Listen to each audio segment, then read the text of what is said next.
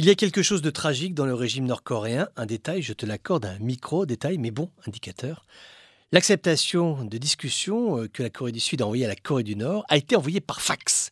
Moi, je croyais que les fax n'existaient plus. Ils auraient pu envoyer un mail, tu pourrais te dire, venant d'un pays qui se rêve puissance nucléaire, il va envoyer un PDF, c'est quand même plus pratique. Non, le détail est anecdotique et il évoque, je trouve, l'anachronisme de ce régime nord-coréen. L'ouverture de discussions entre les deux pays est une bonne nouvelle. Trump prêt à rencontrer son homologue nord-coréen également. J'ajouterais, même s'il n'en sait rien, parce que c'est le paradoxe, l'intention prime sur le contenu. Inutile de posséder une boule de cristal pour lire dans l'avenir.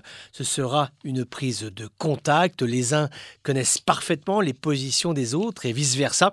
C'est un peu comme dans un duel. Tout va se jouer sur la posture, le regard, le climat général qui, lui, pour le coup, devra être étudié. Kim Jong-un veut deux choses: la reconnaissance de son pouvoir, de son régime communiste, ce à quoi le monde libre rétorque: votre histoire, c'est une tyrannie.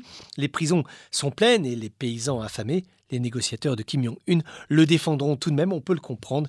Si leur régime tombe, ils tomberont avec.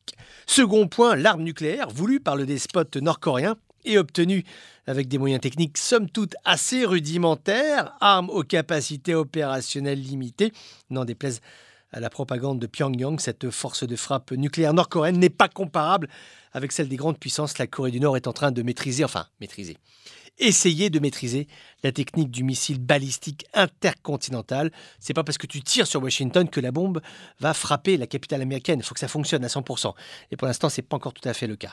Alors s'il existe une marge de négociation, c'est vraisemblablement là sur le nucléaire. Canaliser la Corée du Nord pour qu'elle entre dans les clous du droit international. La Chine domine le jeu, elle peut influer. En revanche, sur la nature même du régime de Pyongyang, là c'est peine perdue. Même si l'histoire démontre que ses pouvoirs finissent toujours par tomber, la question est de savoir, est-ce que la Corée du Nord s'effondrera sur elle-même ou, en mourant, portée par un nuage atomique, se répandra-t-elle sur l'ensemble de l'Asie? Une question ouverte qui, hélas, fait froid dans le dos.